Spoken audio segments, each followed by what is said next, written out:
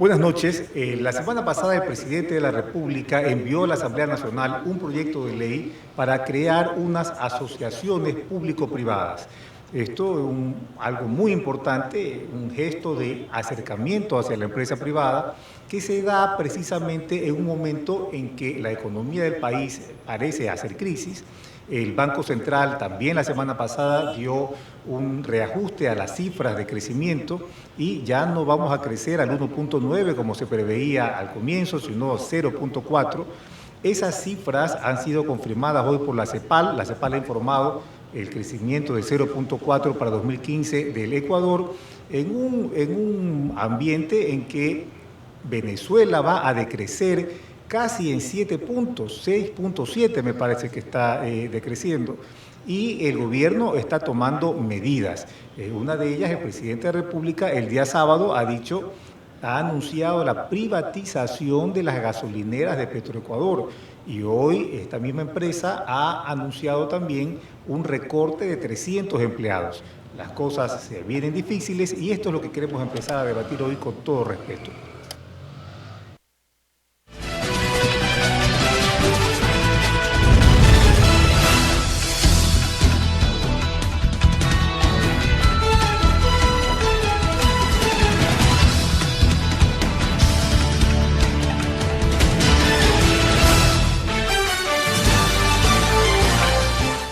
Creceremos este año al 0.4%. Un crecimiento bajo, pero crecimiento al fin y al cabo. Y para lo que hemos enfrentado, gran resultado económico y sin perjudicar a los más pobres, sin que haya incrementos en el desempleo sustantivos, reduciendo todavía la inequidad.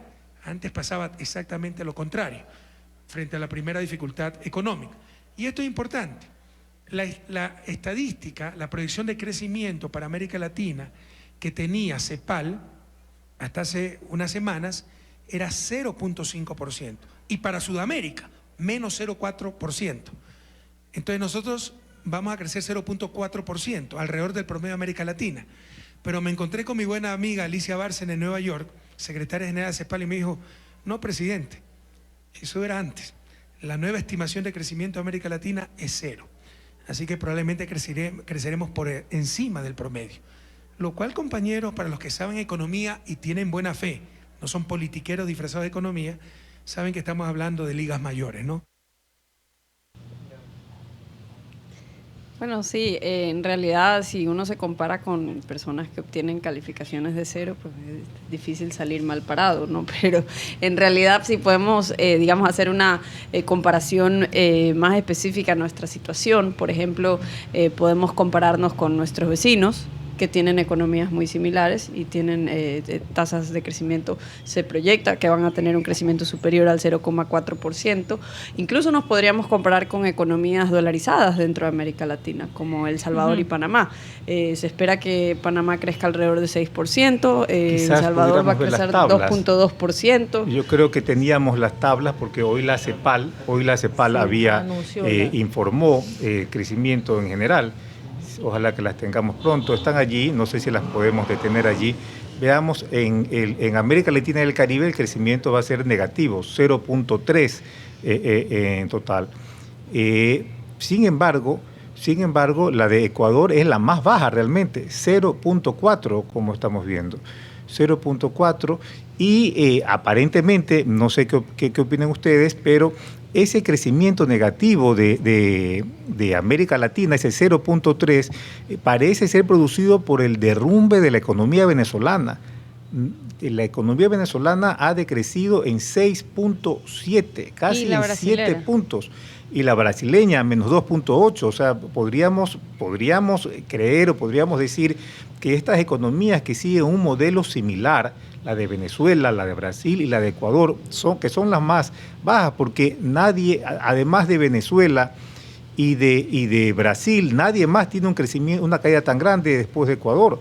Veamos que Argentina está abajo, tiene 1.6 el kirchnerismo, pero a Bolivia le ha ido espectacularmente, ha crecido 4.4, a Chile 2.1, Colombia 2.9, Paraguay 3.3, o sea, realmente el crecimiento de Ecuador, ese 0.4, es paupérrimo. Sí, son como 3 malos desempeños que dañan la media, ¿no?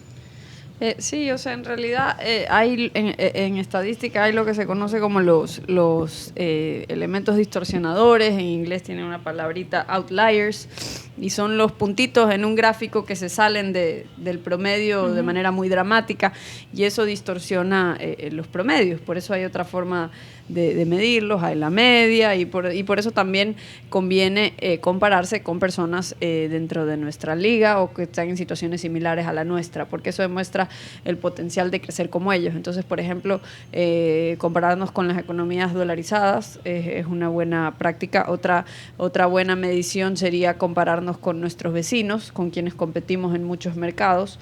Y, por ejemplo, en el caso de las economías dolarizadas, por ejemplo, el caso de Panamá en 2014 recibió 11% de su PIB como inversión extranjera directa y nosotros 0,7%. Podríamos ver el cuadro también de la CEPAL. Panamá tiene un buen crecimiento. Panamá es el país que más ha crecido en América Latina, 5.8. Y es interesante el crecimiento de Panamá porque tiene también una economía dolarizada. Claro, y ahí se habla también mucho de que, bueno, pero tienen el canal. Sí, bueno, ellos pueden tener el canal, pero nosotros tenemos el petróleo. Incluso durante la bonanza petrolera, nosotros obtuvimos un crecimiento promedio inferior al que ha obtenido Panamá durante ese periodo de bonanza que empieza más o menos alrededor de 2007. Si vemos la tasa de crecimiento de 2007 hasta 2014 y sacamos un promedio, Panamá obtiene una tasa que duplica el crecimiento promedio que tuvo el Ecuador. Creo que es de alrededor de 8%, mientras que la economía ecuatoriana creció ligeramente por encima de 4% en promedio.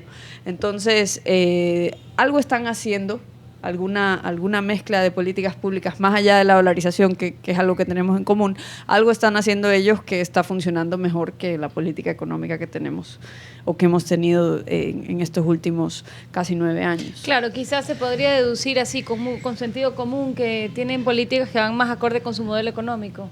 O claro, apoyan más a la empresa privada, tal vez. Bueno, yo creo que algo distinto de Panamá en relación a El Salvador y a Ecuador es que tiene un centro financiero internacional. Ellos le dicen el sistema bancario internacional, y este sistema bancario internacional posee 80 bancos de alrededor del mundo, y esto hace que la economía panameña esté integrada o globalizada financieramente con el resto del mundo, lo cual le permite gozar de tasas de interés mucho más bajas. Claro, pero si están ahí es porque justamente el país y la autoridad, la legislación es la idónea para que estén ahí y puedan ser competitivos y sean atractivos. Lógico, les da la confianza para invertir. O sea, es algo de los 70 recién, es algo reciente, porque en los 70, a pesar de que la economía panameña ya tenía 7 décadas dolarizada, en esa economía solo habían 23 bancos. Es decir, en los 70 el sistema bancario de Panamá era como el ecuatoriano en 2015, porque hoy en día nosotros aquí tenemos 28 bancos.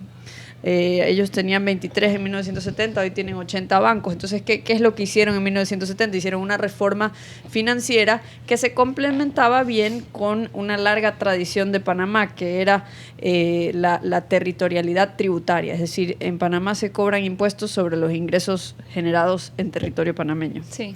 Esa buena práctica, digamos, permitió que sea atractivo para muchos bancos alrededor del mundo fijar sus negocios dentro del territorio panameño, y eso fue creciendo poco a poco porque fue respetado por distintas administraciones y se mantuvo eso. Entonces, por eso tiene un sistema bancario internacional, y por eso no lo tiene, por ejemplo, Ecuador, tampoco lo tiene No me Colombia. fijé cuánto había crecido El Salvador para comparar con economías dolarizadas. Me gustaría ver el cuadro otra vez. Yo he visto estimaciones de alrededor del 2%, pero puede ser, como todo se ha revisado hacia la baja. Todo se ha revisado. Sí, es del 2.2. El Salvador 2.2. Sí. El Salvador 2.2. Y como tú decías que había que comparar con los vecinos, también quisiera ver el cuadro, el primer cuadro, el cuadro número 1. Para ver cómo se han desarrollado Colombia y Perú. Bueno, Colombia tiene 2.9 crecimiento según...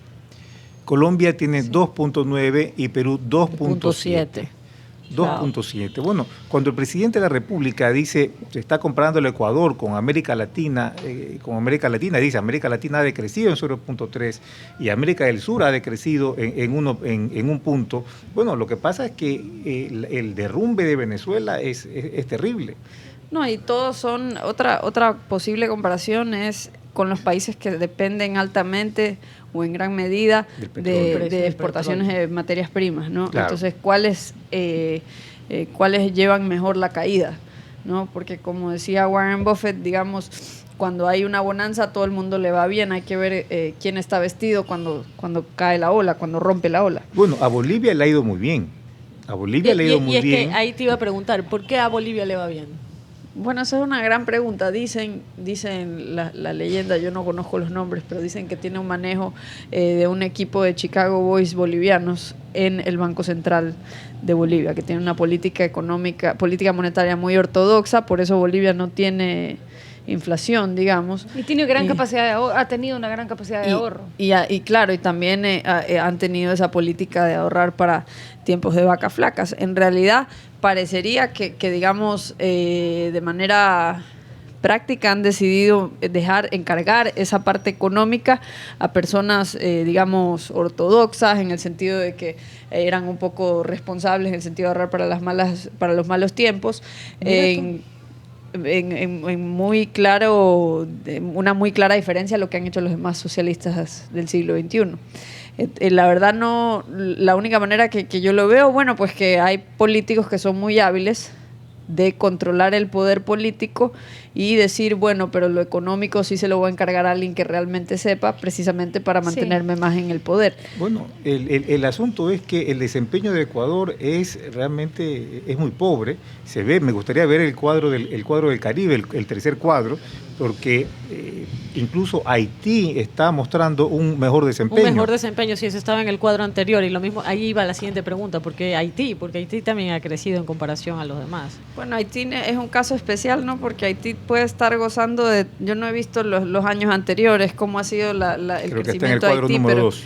pero los años anteriores Haití puede ser que ha venido experimentando tasas inusualmente altas de crecimiento por toda la reconstrucción desde que tuvieron esa tragedia. Ha Buen tenido punto. mucho flujo, Ha tenido exacto, mucho, muchos flujos de inversión, mucha para ayuda flujos de externa inversión, y todo mucha eso. ayuda Eso es internacional, un factor que distorsiona esa no economía. es un escenario económico real, digamos, de performance, sino que tiene O sea, es que mientras otras más variables. bajo caes, más potencial tienes de subir. subir. O sea, Sí, es como claro. el crecimiento Encuentras después de quién una te gran haga crisis suele ser una tasa. Cuba está mostrando Cuba tiene el 4 un crecimiento de 4 puntos. Wow. Bueno, ahí yo no sé. Pero ahí las yo tengo cifras mis de reservas. Cuba. ¿Qué tan reales son esas cifras? Yo sí tengo mis Pero reservas es que al entonces, respecto. si tú ya dudas de Cuba, entonces vas a dudar de todo. No es verdad. Y de hecho hay organismos internacionales Dudo más que no de incluyen ciertas- a Cuba porque sí. no respetan los estándares de presentar la Exacto. información que ellos tienen. Porque ellos tienen un debido ok. proceso. El cuadro no es el falso, sino la información que envían para presentar Lógicamente, el cuadro. claro. Ah, ya, me ok. refiero a dudar sobre las fuentes cubanas y el manejo de la información cubana. Ahora, el asunto es que el gobierno está dando aparentemente unas muestras correctas. El gobierno está enviando un proyecto de asociación público-privada, está reconociendo de alguna manera el papel de la empresa privada en la crisis, y eso me parece un punto importante. Y el haber anunciado este fin de semana una privatización, la primera privatización dentro del gobierno del presidente Correa, me parece importante. Y el despido hoy de 300 empleados en Petroecuador me parece también un signo alentador. O sea, empieza a reducirse el tamaño del Estado. La pregunta es si esto es suficiente. Yo quería hacer un comentario sobre el tema de las alianzas público-privadas y el esquema legal en el que se dan este escenario, digamos, ¿no? Cómo se define, cómo se diseña ese escenario. Es curioso que se le dan unas potestades directamente al presidente de la República con el sentido de agilizar procesos. Él puede decidir, como se ha sometido el proyecto, o sea, el proyecto de ley, digamos, a la Asamblea para discusión, se propone que el presidente tenga la facultad de eliminar a discreción suya procedimientos, digamos, para X compañía, so pena de algún control o de competitividad en serio en términos de igualdad y de competencia, digamos, justa, porque según estoy aquí, decía que el presidente entonces mañana a Carlos Gijón no le vamos a pedir el currículum o el certificado del registro penal, digamos, ya. De una manera de eliminar... Le da una potestad que no tiene por qué tener, de la misma manera que, por ejemplo... Una potestad que siempre ha tenido, él siempre ha podido decidir qué hacer y qué no hacer. Pero no dentro de un cuerpo legal, Lula. No, Sí. eso se hizo con los así. decretos de emergencia, en cierta Y la forma. otra cosa Ajá. es que el tribunal, que digamos un tribunal tripartito, que son las EMPLADES, lo económico y la producción, tienen voz y voto. Sin embargo, la institución privada no tiene ni voz ni voto al momento de dirimir conflictos y tampoco se tiene muy clara la jurisdicción para resolución de conflictos. Se ha estipulado que las funciones que le competen al Estado específicamente van a ser resueltas aquí y que ningún tema tributario puede ser sujeto a materia de un arbitraje, ¿verdad? O de llevar a otra instancia. A otra instancia. Es que ellos están, esto es más de lo mismo, ¿no? Y más de lo mismo hasta con la misma persona vendiendo la misma idea, ¿no? O sea, Natalie Selly en 2010 vendió el Código de la Producción, que no sirvió para nada más que un saludo a la bandera. Es difícil de creerle a la misma persona ahora vendiendo esta reedición 5 años después. Y en realidad ponen una serie de requisitos para calificar, para participar de esto, y luego ponen, como dice María Sol, esta provisión que les permite obviar requisitos para ciertas personas. ¿Y por qué digo que es más de lo mismo? Porque es el mismo mercantilismo de siempre, desde que vivimos en la colonia, y que este gobierno lo ha practicado a grandes rasgos. Y que es que básicamente que ellos seleccionan con quién van a hacer Ellos negocios. deciden Es el quién es el artículo que va 8. al Es el cárcel. artículo 8 Yo quisiera dice que escuchemos al facilitación presidente de la procesos. República lo que dijo el día sábado respecto a esta venta que está planteando de las gasolineras de Petroecuador. Que parece que hay una carta de Petroecuador diciendo que se aumente 2 centavos a la gasolina super, y era un paquetazo del gobierno, imagínense, 2 centavos y a la super. Para empezar, yo no entiendo por qué Petroecuador tiene gasolinera. ¿Por qué tiene que tener Petroecuador gasolinera? Y lo que han estado haciendo, perdón, me da indignación estos genios. O sea, ya Petroecuador debe dejar de funcionar como un ministerio, como burócratas, y empezar a funcionar como empresa. Lo que estaban haciendo era vendiendo más barato que las gasolineras privadas. ¿Y por qué? Porque ellos mismos se distribuyen la gasolina, que es subsidiada, es decir, aumentando el subsidio que paga todo el pueblo ecuatoriano. Son unos genios. ¿Y cómo confían en las gasolineras de Petroecuador? Claro, pues si venden más barato. Incluso eso es competencia desleal. Que tomen las decisiones gerenciales que deban tomar. Es un absurdo, es competencia desleal y pagada por todos los ecuatorianos, que porque ellos mismos se distribuyen la gasolina vendan más barato que las empresas privadas, gasolineras privadas. Pero la primera pregunta que tenemos que plantearnos es ¿por qué Petroecuador tiene gasolinera? Entonces, si tiene que vender esa gasolinera, que las venda. Yo no sé por qué Petroecuador, o sea, el Estado tiene que hacer y la empresa pública tiene que hacer lo que debe hacer. Si algo lo puede hacer el sector privado, gracias. Y distribuir gasolina sí creo que puede hacer el sector privado. Así que he dado las órdenes de pensar cómo vender las gasolineras que tiene Petroecuador y la franquicia de Petroecuador, que son más de 200 gasolineras que no son propiedad de Petroecuador, pero utilizan la franquicia de Petroecuador y también venden con competencia leal más barato que el sector privado. ¿Por qué tiene que tener una franquicia Petroecuador? Es pura novelería, poder, ámbito de acción, mientras que en otras cosas no tienen la menor gestión empresarial.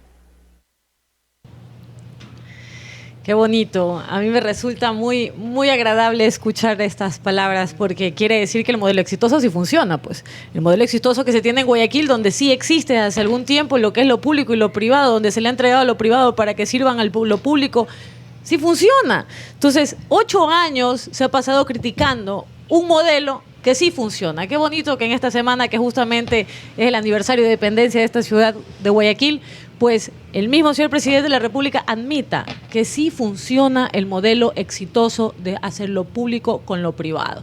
En lo personal me siento feliz de haberlo escuchado. Pensé que nunca lo iba a escuchar o que a lo mejor cuando ya le tocaba irse lo iba a hacer, pero me alegro. Y me alegro que reconozca también que la parte privada puede hacer muchas de las cosas. Me apenan los 300 empleados que salen de Petroecuador, porque con eso quiere decir que habrá más desempleo. Y entonces volvemos a la igualdad. No estamos teniendo igualdad en generar las oportunidades, sino estamos teniendo igualdad en el hecho de habernos quedado sin empleo algunos ecuatorianos. Bueno, pero en la medida que la economía logre reactivarse, esos 300 empleados que salen hoy de Petroecuador deben ser reabsorbidos por la empresa privada. Eso es en buen romance y esperemos que así suceda. Pues pero aquí es volvemos importante. al otro. ¿Cómo van a hacer esas empresas privadas si está claramente ya hecha la ley o hecha la forma en que van a decidir quién va a ganar? Entonces, O sea, ¿quiénes más van a querer postularse? El problema es que siguen con el enfoque estatista, porque la idea la gran idea que, bueno, se lo han presentado como la gran idea para estimular la economía, sigue siendo con el Estado en el centro, en el sentido de que el Estado va a elegir a los empresarios que van a hacer estos grandes proyectos de obra pública para reactivar el crecimiento económico, en lugar de pensar, ¿qué tal si nos como que movemos del camino y dejamos de obstaculizar tanto negocio privado que hemos obstaculizado con que nos hemos pasado salvaguardas, impuestos, etcétera, etcétera? Por ejemplo, hay un poco de normas absurdas, algunas miles que han aprobado en los últimos años del INE, que son otras barreras no arancelarias al comercio que obstaculizan y encarecen realizar actividad económica en el país.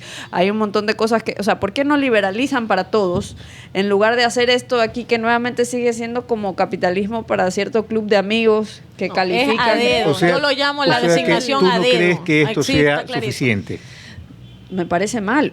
¿Te parece malo? Me parece malo porque es algo, no es fomentar la empresa privada, es fomentar este compadrazgo, este capitalismo de compadres, de que los que son amigos míos califican y entonces esos son los que van a hacer plata. Digamos, los buenos y los malos. Es más de lo mismo en hacen ese las cosas sentido, bien. como que este contubernio malsano entre los políticos y los poderes económicos establecidos, eso es lo que está en el fondo de los males del país, Una de las la mayores política del país, quejas. de la economía del país. Una O de sea las que- mayores o quejas sea, de este proyecto es que no incluye la eliminación del impuesto a la renta, que es uno de los mayores obstáculos en el emprendimiento y en el desarrollo de las pymes, porque se Del cobra... anticipo, el cobro del anticipo. Del anticipo El del cobro del impuesto a la anticipo, el renta. impuesto a la Solo el renta. anticipo. No, bueno, ok, sí. Sí. Entonces, el proyecto de las alianzas público-privadas establece la exención del 5% en la salida de divisas, establece una exención de impuesto a la renta por 10 años. Pero ¿por qué no lo eliminan para todos? O sea, Claro, el tema claro, es como pero lo de la gasolinera. Claro. Es El positivo, presidente, es el positivo razonamiento que del lo tengan presidente en para la cuenta, de todas gasolinera maneras. lo podrían aplicar para otras cosas. O sea, si Sí. él dice que el Estado de las empresas públicas tienen que hacer lo que deben hacer, ya. Entonces, ¿por qué el Estado tiene una empresa de telecomunicaciones? Si la mayoría de la gente no quiere usar la empresa estatal de telecomunicaciones, O la de la televisión por cable. prefieren mil veces utilizar a las empresas privadas de telecomunicaciones a pesar de toda la competencia desleal ejercida por el Estado a favor de la operadora estatal. ¿O por qué, digamos, tienen el telégrafo que genera pérdidas? Digamos, ¿por qué tienen los canales incautados? Digamos, todo eso debería de Claro, venderse. mi pregunta, por ejemplo, mi análisis va hacia que si estas políticas están tan claramente establecidas en un proyecto de ley que está siendo promovido por el gobierno, como por ejemplo que para los bienes que se van a importar para esos proyectos, el Ministerio de la Producción haría una exención, un certificado que hace que esos productos no tengan que pagar impuestos. Si es tan evidente que esos impuestos son una tara para el desarrollo empresarial, ¿por qué no hacer proyectos similares aplicados para todos, beneficios para todos? ¿Por qué solo donde está el Estado? Es que no hay que ¿Por qué hacer no los se puede proyectos. beneficiar Es a que la- no es hacer que un hay proyecto, algo. es simplemente eliminas. Eliminas. No, y no, a eso me punto. refiero. O sea, O ¿por lo qué reduces sacas? para todos. ¿Por qué no sin aplicarlo? escoger a ciertas personas, sin escoger ciertas actividades. Sin beneficiar O se lo das a al ciertos deporte grupos. que tanto Exacto. necesita. Sin O sea, beneficiar a ciertos grupos, sino aplicando un beneficio a todos. Y que el sol brille para todos, como decía una Claro, persona o sea, que conocía yo. eso es La básicamente novela, la parte del Estado de Derecho, legislar sin dedicatoria. O sea, Exacto. sin pretender beneficiar a alguien en particular o pretender perjudicar a alguien en particular. ¿Qué es lo que pasa? Que cuando se legisla con dedicatoria se crean grupos de presión que luego se benefician, concentran los beneficios y los costos no los siente el resto de la sociedad, porque todos pagamos un centavito más por aquí, un centavito más por allá. Se diluye. Pero los que concentran ese beneficio están políticamente organizados y van a luchar porque nunca se elimine ese privilegio que han recibido. Entonces, por eso me parece algo malo, porque digamos se crean estos nuevos grupos de presión que luego van a defender esta especie de feudos que se les conceden y no se avanza en el sentido de que los ecuatorianos seguimos estando a la merced de ciertas palancas o de ciertas Seguimos en la conexiones cultura del especiales. padrinazgo, el que tiene padrino se Bueno, bautiza. ¿cuál es la receta entonces? ¿Cuál es la receta para enfrentar esta crisis? Menos impuestos, Menos O sea, gasto. menos trabas. impuestos y menos gasto. Es más sencillo, yo creo, eliminar las trabas para todos de manera general. Digamos, uno puede debatir a qué tanto se lo debe reducir, en qué plazo, de manera gradual o de un solo tajo. Eso es algo que se puede discutir. Pero hablemos de Pero- 3 impuestos que haya que sea necesario. Por a ejemplo, criterio de ustedes. para mí el cobro del anticipo del impuesto a la renta es Una necesidad. Es una de las peores Es una- taras que tiene la es empresa una ecuatoriana. necesidad El impuesto para a la poder- salida de divisas. Eso, El iba a decir, impuesto a la salida de capitales. Ese es terrible, Sí, ese sí que es terrible. Es un impuesto a la entrada. Pero es que además el anticipo lo que hace Sí, es las comprometer salvaguardias. flujos que no Claro. han sido producidos todavía, que están basados en una venta, en una facturación anterior, En que no un sabes si la supuesto. vas a poder lograr ese año, Es que eso pero me igual parece te la terrible. cobran y luego no hay un empate de cuentas al final. Tú terminas trabajando Entonces, para cumplir y poder pagar ese anticipo muchas veces. Un tercer impuesto, Las salvaguardas. La salvaguardia. Pero esos son sí. temporales, digamos. Pero están ahí. pero existen No, pues, en es este que pero momento. deberían esos no decirle deberían chao. estar, punto. Así es, ese deberían decirle chao, así sin pensarlo dos Que veces. se puede pensar también en trámites, la tramitología que se ha creado por las normas INEN también, ¿no? O sea, hacer una depuración de cuáles son realmente necesarias por temas de sanidad y cuáles en realidad son barreras no arancelarias disfrazadas, que hay mucho de eso, ¿no? Digamos, aquí también hay cuestiones de normas de origen que imposibilitan la importación de muchos textiles, digamos, pero ahí hay mucha presión también de distintos empresarios que se han beneficiado de esas barreras. Como por ejemplo el anuncio de Obama sobre el tratado ahorita con los países del Pacífico. ¿Por qué no estamos ahí? Porque- Sería increíble estar ahí, sería increíble, Sería ya increíble, tener por una aplicación supuesto. de Tratado de Libre Comercio con Europa, sería increíble tener avances de Tratado de Libre Comercio con Estados Unidos, digamos, hacernos de la mano a nuestros vecinos que ya tienen esos logros, que ya tienen esos temas avanzados y reconocer que esos son, si bien no son las fórmulas perfectas, pero sí son muy buenas herramientas para el desarrollo de nuevos negocios y nuevos emprendimientos. Claro, es que venimos de años en que la bonanza venía por el lado de las exportaciones, pero ahora que nuestra principal exportación, digamos, su precio ha caído, pues hay que tratar de Ahora sí están aprovechar pensando qué otras hacer. áreas de crecimiento potencial que, Sí. por ejemplo, están en el comercio.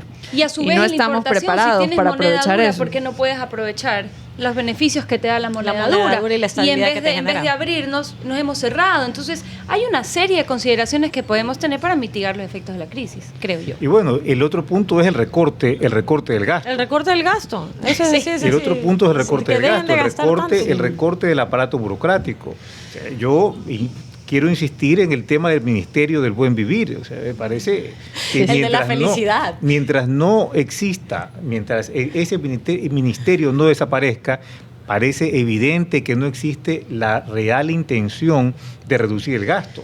Claro, una persona experta en temas de análisis de presupuesto, digamos, me explicaba que un indicador importante a seguir acerca de la voluntad de reducir el gasto es seguirle la pista a la ejecución del gasto corriente. Porque lo que es realmente difícil reducir por distintas presiones políticas es eso, es el gasto Es el corriente. gasto corriente, ese sí, en todo lado. el gasto Y digamos, corriente. hasta junio de este año no se había reducido. Entonces, vamos a ver cómo sigue la siguiente mitad del año, porque... Y los costos de propaganda, por ejemplo. Los Sí. costos de propaganda de la Revolución Ciudadana. Si la revolución es buena, ¿por qué hay que hacer tanta propaganda al respecto? ¿Por qué tanto marketing? Bueno, y además, sobre todo, el tamaño muy grande del Estado, ¿no? Tenemos Ay, un Ministerio es de enorme. Economía. Es enorme. Antes teníamos un Ministerio de Finanzas, de Economía y Finanzas.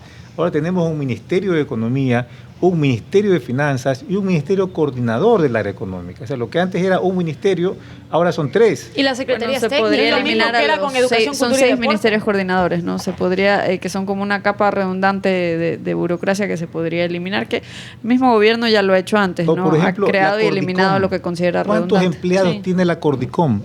¿Qué pasaría si la Cordicom se elimina? Muchos seríamos felices. ¿Qué pasaría? ¿El Estado, el país sufriría porque no existe la Cordicom? Yo creo que no. No, yo creo que lo que sufrirían yo son creo esas personas que se quedan sin yo trabajo. creo Que es la parte que bueno, duele, pero ¿no? esas personas deben ser absorbidas por la empresa O sea, privada. pero temporalmente, Porque- pero claro, no puede, hablamos- pero hablamos no de puede el esto. Estado, no Ah, puede el exacto. Estado estar subsidiando a unas personas Hablemos que simplemente si se va a dar un desaparece giro. su institución no pasa absolutamente nada. El país sufriría si desaparece la Cordicom. Pues yo creo que no.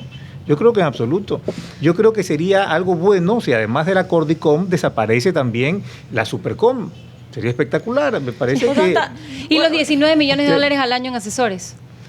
Bueno, Sí, o sea, y por ejemplo, O ese también- tema, o o ese también tema de las los tantas presupuestos empresas de- públicas que se siguen manteniendo los mismos presupuestos y es terrible. O sea, un caso de esos, claro, es lo que sucede, por ejemplo, con lo de los centros de alto rendimiento. ¿Por qué los centros de alto rendimiento funcionaban el año pasado? Me refiero que funcionaban en el sentido que los deportistas iban, porque obviamente dentro de el servicio que te daba el Ministerio del Deporte, pues obviamente los deportistas pueden ir allá. Ahora las federaciones ecuatorianas por deporte tenemos que prepagar, porque no es que pagamos, no, prepagamos para que poder tener los cupos asignados para que esos deportistas puedan ir.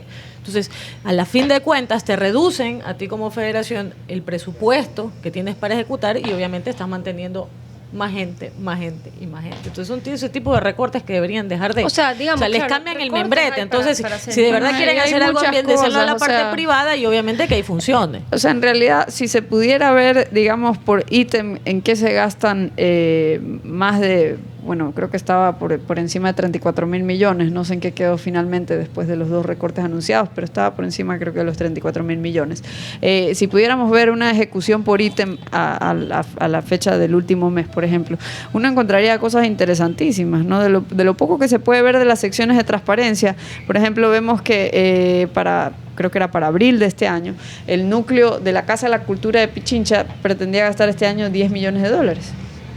Entonces, a mí me llegan, no sé si a ustedes, los correos de la Casa de la Cultura de Pichincha, y hacen eventos todas las semanas, a veces más de uno por semana, que francamente algunos suenan interesantes, pues otros no. No creo que son de interés para la gran mayoría de la población. Y yo no entiendo por qué lo tiene que financiar toda la población, directa o indirectamente. Digamos que, o sea, claro, son cosas que no son prioridades o no deberían ser, que además sería fácil ver que si se hiciera una encuesta a la gente que dentro del orden de prioridades pues no llegaría. Claro, yo sinceramente creo que si vas a hacer un recorte, ¿verdad? Es lo mismo que haces en una familia cuando el papá perdió el trabajo. O sea, todo el mundo tiene que ajustarse. Sería como lo justo, digamos, la Casa de la Cultura, el Ministerio de Economía, las O los empleades, aviones. el buen vivir, hasta luego. ¿Sí me explico? O sea, un ajuste a la par, un ajuste lógico, un ajuste de sentido común y acompañado además pues de políticas que promueven la producción y que Bueno, el incorporan asunto es comercio. que hay realmente unos entes burocráticos que no tienen ninguna función o que Claro. si se los recortara nadie los extrañaría. Así Yo es, sí. insisto, si O que hay desaparece, otros que puedan si asumir eso que están desaparece haciendo. el Ministerio del Buen Vivir, no pasaría absolutamente. Seguiríamos tan felices No pasaría como ahora. absolutamente Así que nada. no necesidad Sí. que nos midan No la pasaría- felicidad. si desaparece la Cordicom, no desaparece, no pasa absolutamente nada. Si desaparece la Supercom, yo creo que mejoraría la calidad de la sociedad. Me parece que estamos eliminando un grupo de sensores que son muy caros. Y entonces me parece que, claro, hay donde Son los recortar. ojos más caros del mundo, diría yo, porque están en todos lados. Hay también, donde recortar. o eliminar, digamos, la superjunta, que se supone que viene a velar por la que viabilidad somos- de la dolarización, y las otras economías dolarizadas no necesitan de ese Y podríamos cortar organismo. los 60 millones de la Senaín. Ah, por supuesto. Ajá, y dejarlo en 6. Bueno, eso yo sí creo habría eso habría que o sea, ver, ¿no? habría que- Una Secretaría de tal vez Inteligencia es necesaria. es necesaria. Por Ya eso, lo pero de discutimos, 60 sí. se puede quedar en 6 o en No lo 10. sabemos, No lo habría- sabemos, pero no, estamos, depende. digamos, elucubrando No lo sabemos. en uno de los... Depende. La Bueno, verdad que- tenemos que ir a un corte, hemos discutido durante media hora la situación de la crisis, yo creo que lo amerita, pero debemos ir en este momento a un corte.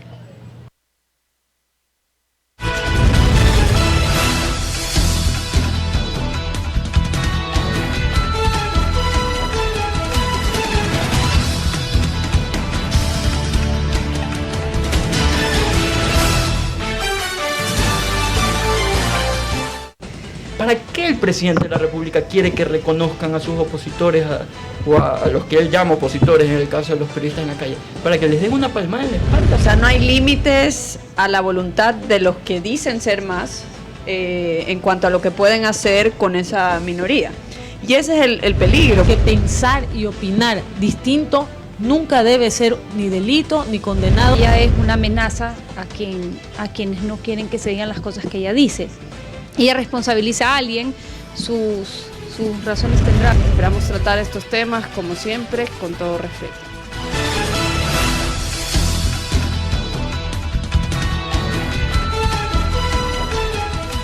Las noticias de último minuto, en vivo, en el instante mismo que están ocurriendo. Por larepublica.es.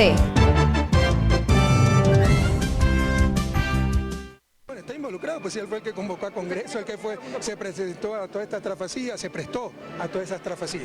Haremos lo que nos corresponda para que el Estado no pague un centavo por la politiquería y corrupción de los mismos. El presidente Correa por escrito ha establecido responsabilidades contra el presidente Gutiérrez y ha pedido que se ejerza contra él el derecho a repetición. Eso quiere muy claro. Así es, tiene que hacerlo la Procuraduría de conformidad con... Bueno, yo quiero animar a la gente, a las personas que nos están escuchando, a que escriban, que den sus comentarios. Acabamos de escuchar al presidente de la República y al secretario Alexis Mera referirse a la situación de este proceso de repetición que se le quiere cobrar a los diputados y al expresidente Lucio Gutiérrez por las indemnizaciones a las que el Estado ha sido condenado a pagar por haber destituido inconstitucionalmente o ilegalmente a los magistrados de la Corte Suprema durante el gobierno de Lucio Gutiérrez. Yo tengo aquí muchas dudas. Yo quisiera decir algo que nadie está mencionando en este momento, que esa corte que se destituyó durante el gobierno de Lucio Gutiérrez era lo que se conocía como la Corte Febres Cordero. Era una corte de justicia que había sido nombrada en parte por el Congreso Nacional y que le había dado un enorme poder al entonces alcalde de Guayaquil, el alcalde Febres Cordero, y que de lo que se acusaba a esa corte era de ser controlada por Febres Cordero.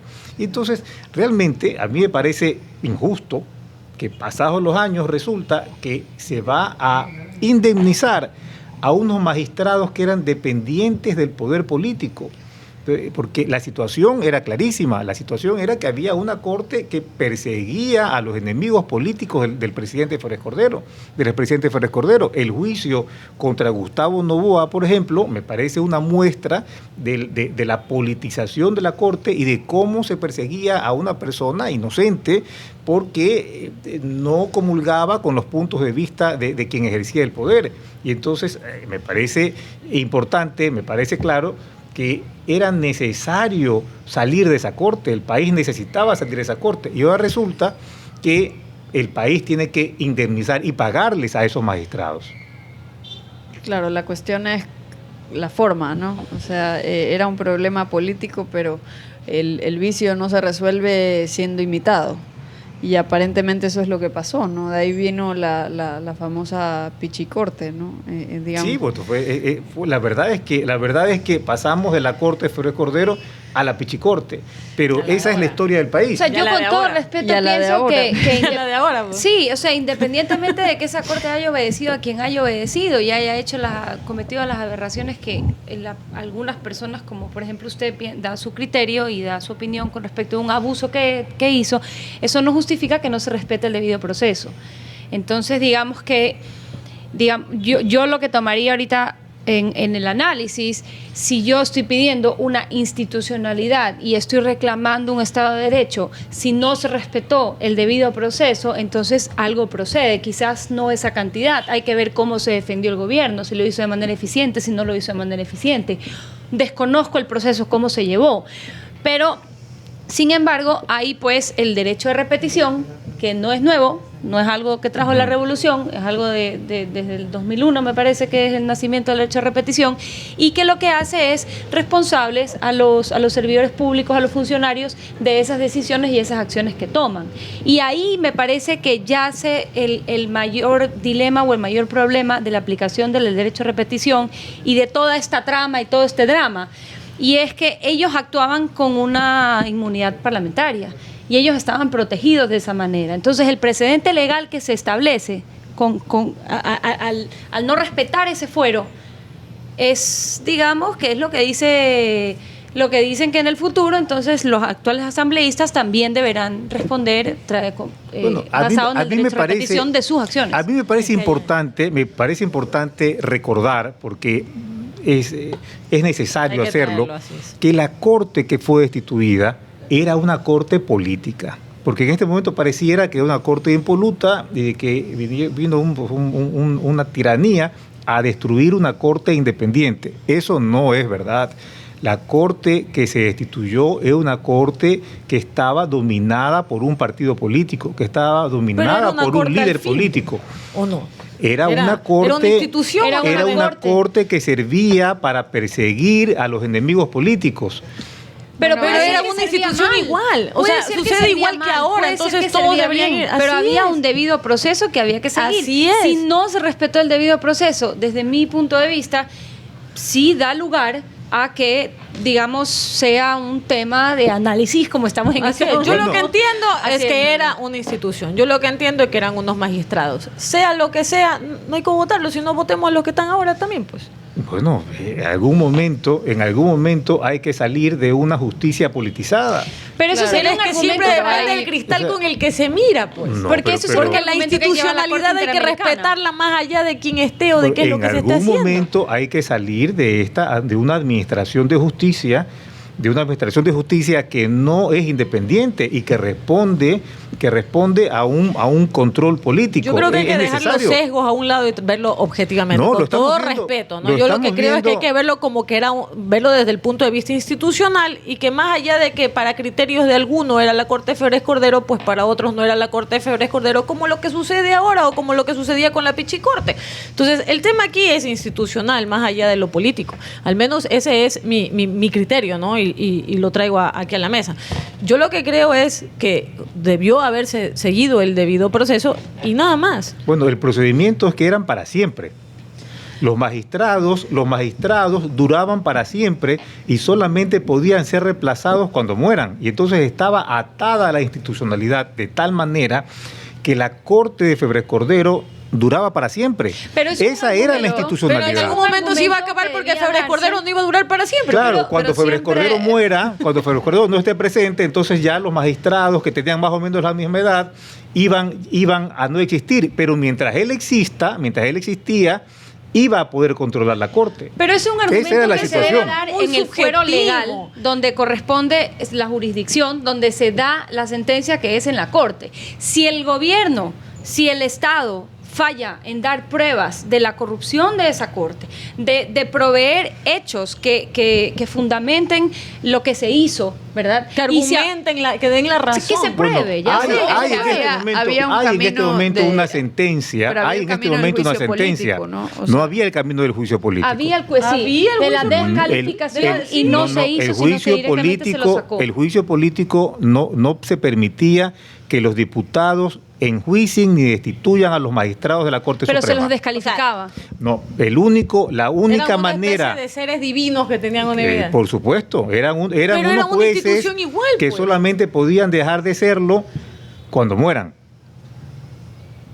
Así era la institucionalidad. Y cuando mueran iban a ser reemplazados por ellos mismos, o sea, por la misma Corte Suprema, por el proceso de cooptación. En el momento que un magistrado muera, la misma Corte Febres Cordero iba a nombrar a otro. Esa era la institucionalidad. Bueno, ahí cuando la institucionalidad no provee mecanismos pacíficos de cambio, pues ahí lo que se requiere es modificar, corregir ese diseño institucional errado, y una forma de hacerlo es patear el tablero, hacer un borrón y cuenta nueva. ¿Qué fue lo que ocurrió? Que fue lo que se ha hecho aquí muchas veces. ¿Qué fue lo que ocurrió? No solo en 2007, 2008. Claro, y de haberse hecho bien, debían haber pruebas que daban fundamento Así a una es. razón para que venga Para gente que- y Pero es que y no lo había, vote del tablero. pero no Así es, eso que no no procede hay. porque según Carlos no había la posibilidad de hacer un juicio político, o sea que aquí no estoy iba a haber. hablando en el cuando ellos acuden a la Corte Interamericana para su causa, entonces el Estado debía aprobar, debía Demostrar el defenderse porqué. de que era en pro de una institucionalidad. Es correcto. Si el Estado no lo hace, Legalmente no había camino. Lo que ha hecho la Corte es saber cuáles eran los caminos legales. No habían caminos legales, se violó la ley, efectivamente se violó la ley.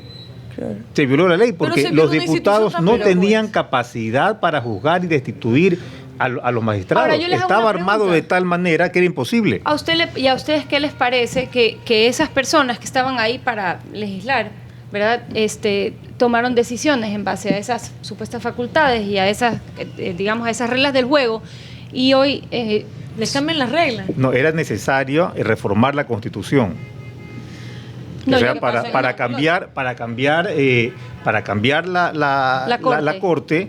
No, yo estoy hablando del derecho de repetición, de la aplicación del derecho de repetición. Cuando el Estado decide que por ese... Yo creo que hay que explicarle a las personas que nos están escuchando, por si acaso, ¿Qué qué es es el el derecho, el derecho de repetición es un mecanismo que tiene el Estado para cuando los funcionarios públicos o los servidores públicos toman decisiones que al Estado le cuestan dinero, entonces el Estado se vira y establece su derecho de repetición y hace responsable al funcionario público de ese dinero que tiene que pagar. Es como un back to back. Claro, o sea, el Estado Así tiene es. que pagar una indemnización Exacto. a los jueces que servían a Flores Cordero. Sí, y ahora se Y dice, ahora se la endosan. se le quiere 15 cobrar. millones de dólares para unos jueces, la mitad de los magistrados que habían sido elegidos por el Congreso, que servían a los intereses de un líder político.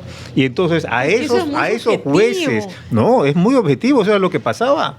Eso es lo que pasaba. Y se Lo que puede pasaba es que demostrar, esos digamos, con jueces ciertos que casos, servían a un líder político, ahora van a recibir una indemnización en total de 15 millones de dólares. Ahora, la cuestión está en lo que uno quisiera que resulte del proceso, del debido proceso de un sistema judicial y lo que termina pasando cuando se respeta el debido proceso. Si uno quiere vivir en un Estado de Derecho, pues no hay duda que uno aspira que se respete el debido proceso. Ahora, John Rawls explicaba que había una diferencia entre la justicia real y la justicia procedimental. Puede haber casos, y de hecho muchas veces los hay, y son lo que frustra a muchos directores de Hollywood, y lo vemos en las películas, cuando se respeta todo el debido proceso y sale libre el culpable. Sí. Y a veces vemos en la película que se lo toman en sus propias manos la justicia y hacen justicia real, porque la justicia procedimental no rindió esa justicia real. Claro, y entonces ahí viene la cuestión. ¿Qué es lo que uno quiere? ¿Una sociedad donde por error queden culpables libres o una sociedad donde por error queden inocentes presos? Entonces de ahí se deriva el principio liberal de que preferimos que por error hayan culpables libres antes que hayan inocentes presos. Entonces por eso importa respetar el debido proceso. ¿Qué significa Las eso? instituciones. Que en este caso que estamos hablando puede ser que es cierto que eran culpables de obedecer a una voluntad política cuando deberían haber sido magistrados independientes de esa voluntad política. Claro. Puede ser, pero Es probable. en algún Supongamos. momento hay que respetar el debido proceso. Claro, O sea, hay que que es a lo respetar que- el debido proceso, pero yo creo que también hay que recordar y hay que decirlo para que la sociedad sepa lo que en realidad ocurrió. O sea, hay que decir, bueno, la Corte ha decidido pagarles a estos pobres señores 15 millones de dólares. Bueno, tenemos que recordar quiénes eran esos pobres señores que fueron destituidos y de qué Pero sería bueno manera también actuaban recordar quiénes eran los políticamente. diputados. Claro, por supuesto. Bueno, y Por además supuesto. los diputados cuando votaron fue una sesión extraordinaria al Congreso, Es correcto. convocada por el presidente de ese momento y que ahora dice que no tiene responsabilidad en la Así es. convocatoria. Bueno, lo que él dice es que él no votó. Pero él convocó, pues. Él convocó, pero podían votar en contra. no necesariamente. No, pues él convocó Es como el que al tira la Congreso. piedra pero esconde la Así mano. Él Lo invita- convocó- es como que yo Pero a la fiesta de la nuevamente casa lo viene- invito. ahí Si viene es la extraordinaria, justicia si fuera procedimental. ordinaria, ¿Cuál es la yo lo entendería. responsabilidad? Ahí Pero hay si un es debido proceso. extraordinaria. Claro, y el entonces tipo tiene que según saber. si es en debido proceso, pues técnicamente los que tenían el poder de la decisión fueron los que votaron. Claro, bueno. Técnicamente. Bueno, obviamente Claro que sí. todos sabemos que el presidente Gutiérrez convocó al Congreso extraordinario con el objetivo de destituir a la Corte Suprema. Eso yo creo que es claro y lo tenemos que recordar. Es correcto. Y había también un clamor en el país porque esa Corte se despolitice. La verdad es que luego la politizaron de la misma manera. Y ese es el drama Claro, del y Ecuador. luego viene peor. Ese es el drama del Ecuador. Pero, por ejemplo, la Corte Febres Cordero. En la Corte Febres Cordero controlaba la mitad más uno de los jueces. No controlaba todos los jueces como pareciera que ocurre ahora.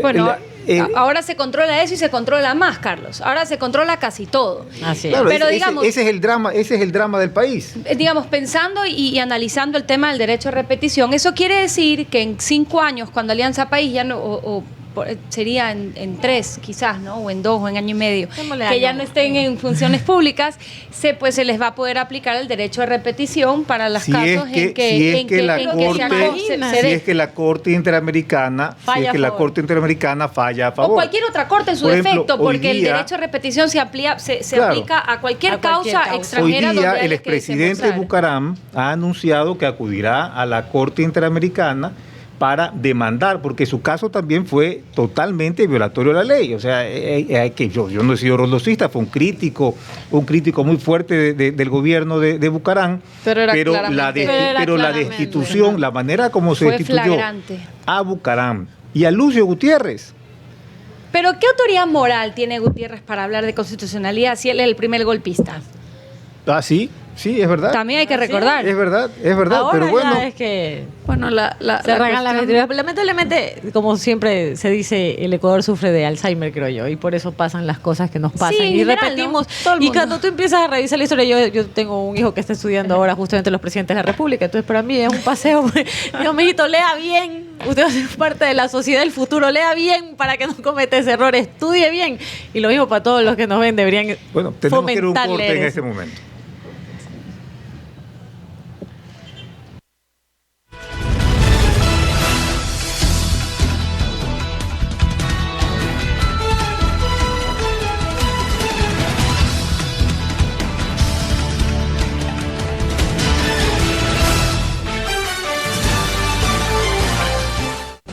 ¿Para qué el presidente de la República quiere que reconozcan a sus opositores o a los que él llama opositores en el caso de los periodistas en la calle? ¿Para que les den una palmada en la espalda? O sea, no hay límites a la voluntad de los que dicen ser más en cuanto a lo que pueden hacer con esa minoría.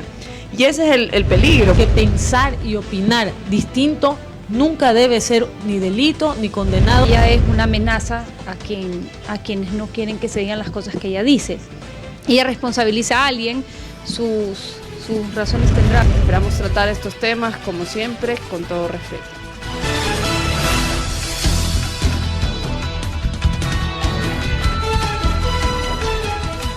Las noticias de último minuto, en vivo, en el instante mismo que están ocurriendo.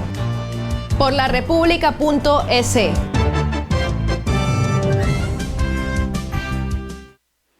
Non è un Parlamento o un Senato dove ci si mette d'accordo.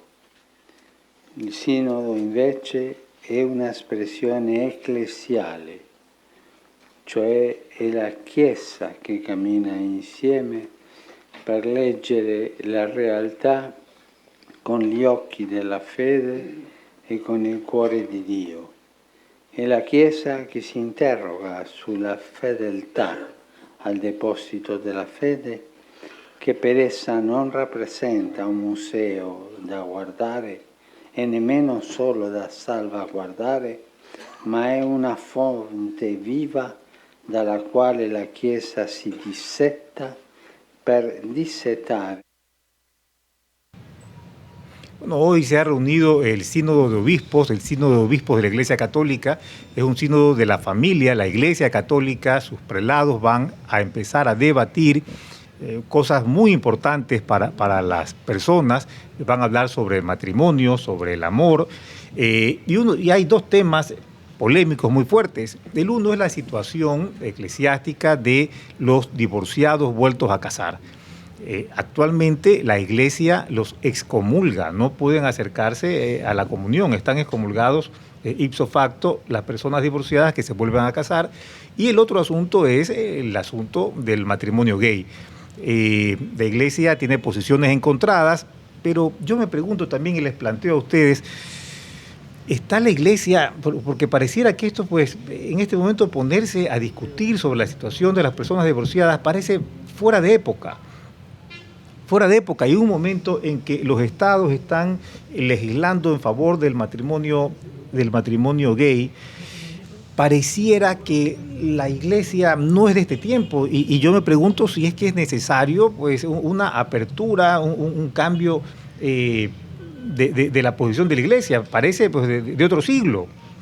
Quizás eso lo que, digamos, como usted dice, es de otra época, pero ha sido un cabo suelto, ¿no? Porque hay sacerdotes que piensan de una manera, hay sacerdotes que piensan de otra, y pienso que al tomarlo materialmente dentro de la agenda e incluirlo en esta reunión, lo que se hace es un poco como que deje de ser un cabo suelto y que finalmente tenga una postura menos anacrónica, ¿no? Más de estos días, de donde hay tanto divorcio, donde hay, sobre todo para las personas que les importa, que si se divorcian y no pueden comulgar porque están viviendo en pecado, o sea, hay muchas personas que sí les afecta. Entonces a mí me parece que es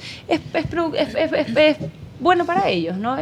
Bueno, yo ahí tengo mi criterio también, y yo creo que esta es una iniciativa propia del Papa Francisco. El Papa Francisco ha causado mucho revuelo o mucho cambio, por así decirlo, en el tema de lo que es la Iglesia. Es un Papa que, recordemos, pues dejó los oros por usar acero, cambió los zapatos, cambió de donde se moviliza. Es un Papa muy sencillo. Es de simbolismos. Es un Papa muy humano, es un Papa que trata de modernizar, creo yo, la Iglesia, de ajustarse a los cambios, que si bien es cierto, el tema de la familia en realidad es lo que están tratando de reactivar. Yo considero que lo que ellos están tratando de buscar es esto de hacernos familia, el hecho de que las personas vueltas a casar tengan hijos, y que los divorciados vueltos a casar, ¿no? A muchos casos, o bien los dos, es decir, el hombre y la mujer son los divorciados y se han vuelto a casar, o en su defecto el uno es divorciado y el otro no. Entonces son temas. Aparte, recordemos de que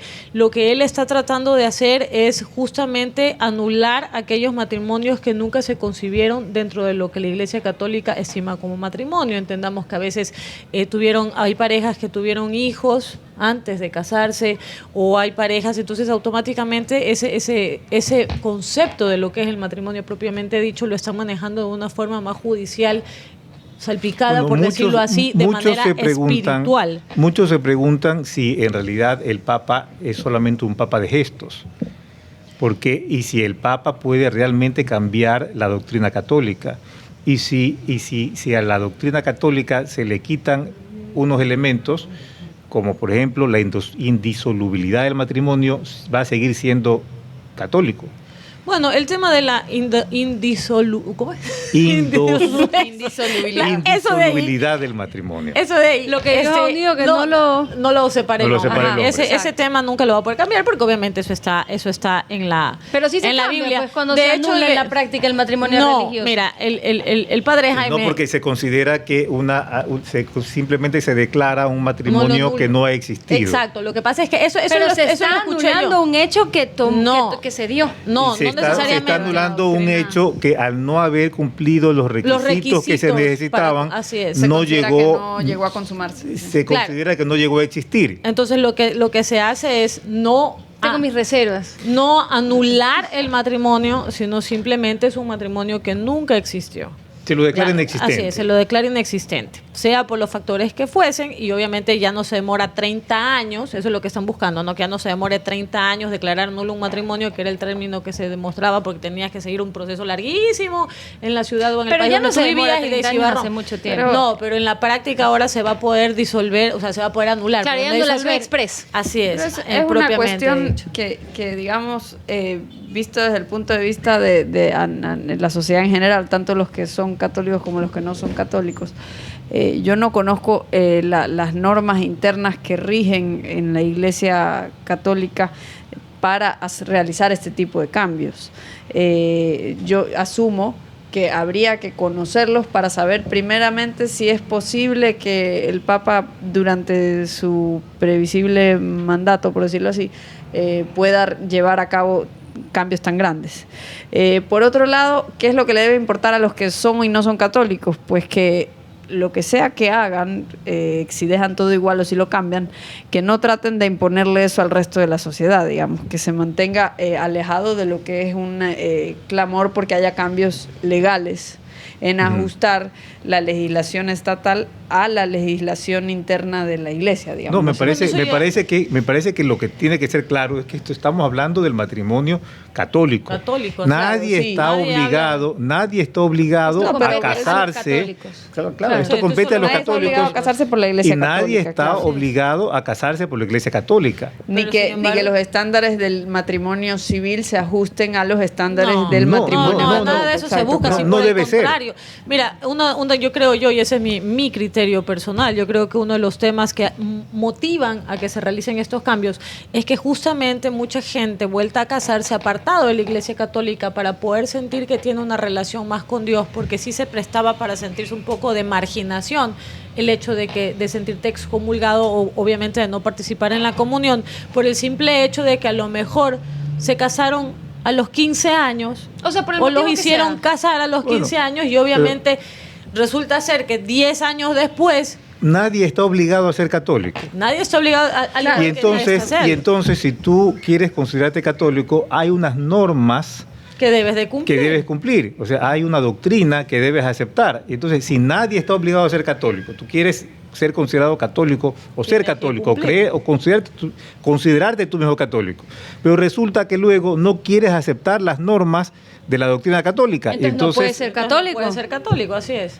Yo lo que creo es que justamente lo que están haciendo es modernizar un poco el tema de rescatar un poco la familia. Ahora, ¿hasta qué punto lo pueden hacer según las normas internas? Eso es lo que sería interesante de entender. Pero es que eso es propio de los católicos, no tiene por qué afectar lo que pasa en la iglesia, lo que sucede en el país. No, lo que se refiere, Gabriela, es, a ver, aquí está pasando dos cosas, o hay dos situaciones.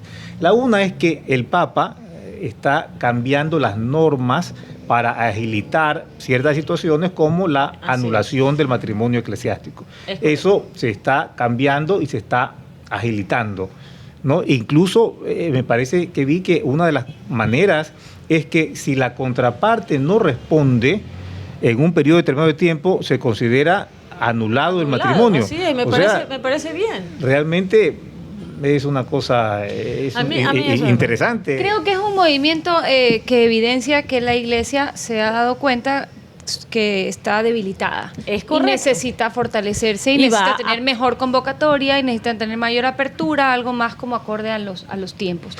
Con respecto a lo que tú dices sobre la inmediatez de sus políticas y en cuánto tiempo se pueda dar o no se pueda dar, sabes que no lo sé, no conozco el derecho canónico ni su procedimiento, pero creo que es más como una declaratoria pública en el sentido de que estamos observando estos temas, estamos planteándonos estos temas, y eso al católico lo apela un poco como a que regrese, a que participe, porque digamos que vuelve a encaminarse en eso que usted decía, para ser católico necesitas A, B, C y D. La Iglesia está agilitando las normas, está modificando para que las normas sean más ágiles, pero hay unos principios de fondo que es lo que en este momento pareciera que están en cuestión.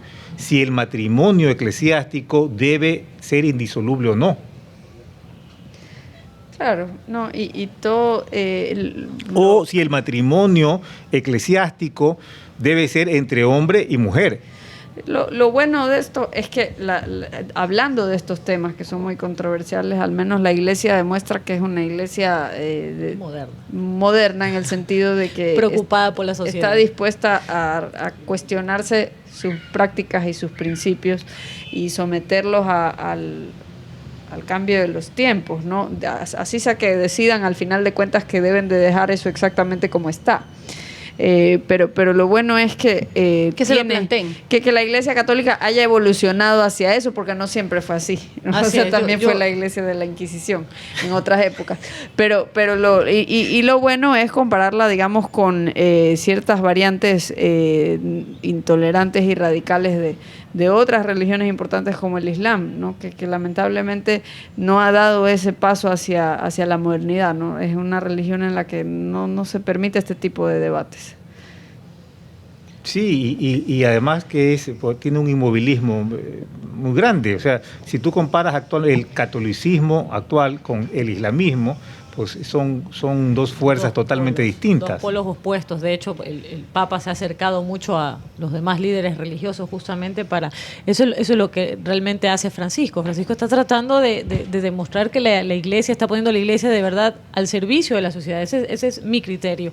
Y es lo que yo veo con buenos ojos, de que justamente se esté tratando este tema y pensando siempre en que hay que rescatar la familia y que familia debe ser lo que es. O sea, donde estén los hijos, sin importar el tema de los padres. Claro, yo considero que él es un buen gobernante y creo que si es un buen gobernante, yo diría que es un va buen a líder, gobernar de manera positiva para las personas que les competen sus principios. Bueno, el Papa es un líder espiritual. Es un líder. Y es un líder moral. Y de eso... Para los católicos. Para los católicos. O sea, porque hay que distinguir, así como Claro. hablábamos de los musulmanes, hablábamos del Islam, podemos hablar de los protestantes, podemos hablar de 1 millón de iglesias y la riqueza está, digamos, en respetar esa diversidad, ¿no? Entonces, es muy bueno y es productivo que si estamos hablando de la Iglesia Católica, reconozcamos que tiene un líder que me parece que le puede hacer muy bien a sus fieles. Claro, ahora, cuando el Papa habla de asuntos políticos, entonces todos podemos discrepar. Los católicos podemos discrepar, porque Sí, el yo estoy de acuerdo con usted. Papa tiene un liderazgo moral y un liderazgo espiritual. Y ahí hay un debate entre católicos, ¿no? Porque hay distintas interpretaciones de la supuesta infalibilidad del Papa, ¿no? Hay personas que no se atreven a cuestionar nada que dice... Bueno, el Papa es infalible en asuntos religiosos, dogmáticos, de fe. Pero yo creo que incluso si es así en la Claro, pero hay doctrina de la católicos que Iglesia, todo yo creo toman que como hay- dogma. Exacto, Eso sí. que se interpreta esa infalibilidad como ilimitada. Digamos, no solo para ciertos asuntos.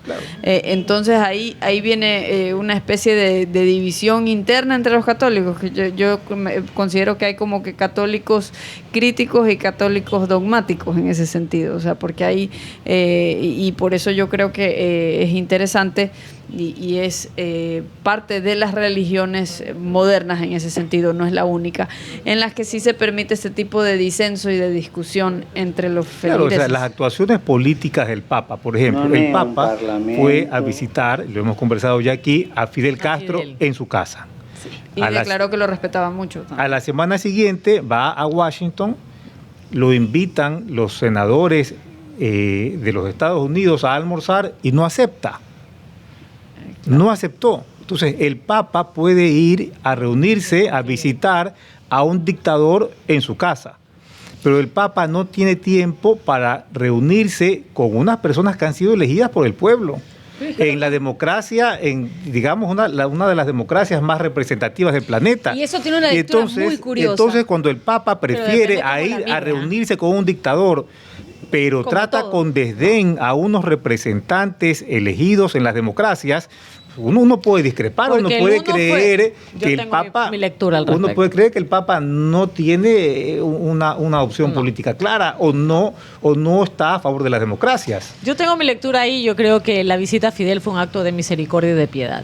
Y que obviamente pues el ir a comer o cenar con los senadores pues es un acto glamuroso al que él no está acostumbrado y Pero no ha no tuvo demostrado. esa quizá- piedad y misericordia con los presos políticos. Porque digamos, como lo no discutimos esa vez, más perdón, a mi criterio, merece Fidel que los demás. que Yo estaban discrepo 200% contigo, porque a mí me Ya parece, lo como lo dije en el discutimos. programa, que Fidel no está pidiendo perdón. ahí. Es que Y no, el perdón no se lo da a quien se lo pide, él le da el perdón. Bueno, Así de es que sencillo. el Papa declaró que no hablaron de eso. Le preguntaron, un periodista le preguntó Él que si nunca te va a Fidel se decir. arrepentía de lo que había Y si fue secreto de realizado. confesión, tú nunca lo vas a saber.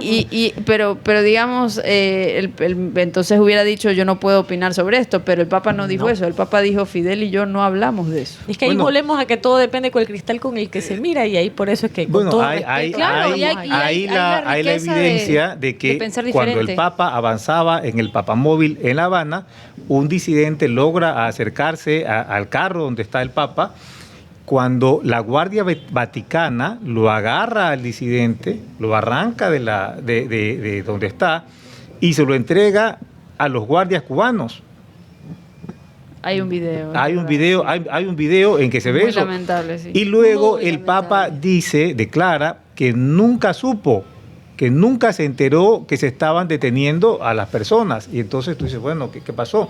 Pero hay un video que demuestra que el Papa lo vio. Entonces yo creo, bueno, el Papa es un líder espiritual. El Papa vio el hecho de que apartaron a un señor y se imaginó que era por asuntos de seguridad. Recordemos también que el Papa es un líder espiritual, y los católicos creemos en sus creencias, en sus enseñanzas morales, pero podemos discrepar en cuanto a sus actuaciones políticas.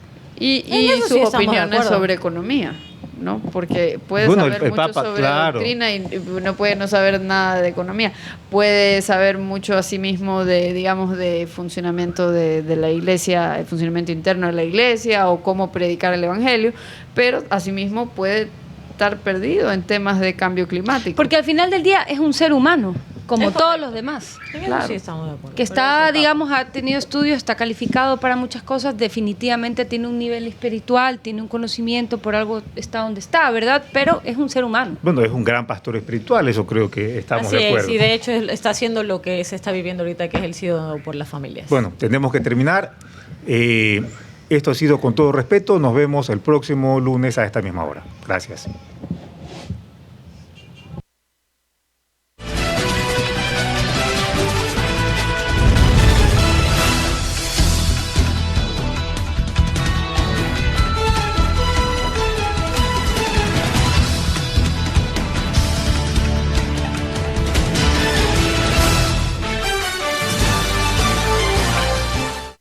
¿Para qué el presidente de la República quiere que reconozcan a sus opositores o a los que él llama opositores, en el caso de los periodistas en la calle? ¿Para que les den una palmada en la espalda? O sea, no hay límites a la voluntad de los que dicen ser más en cuanto a lo que pueden hacer con esa minoría. Y ese es el peligro. Que pensar y opinar distinto nunca debe ser ni delito ni condenado. Ella es una amenaza a quienes no quieren que se digan las cosas que ella dice. Ella responsabiliza a alguien, sus razones tendrá. Esperamos tratar estos temas, como siempre, con todo respeto.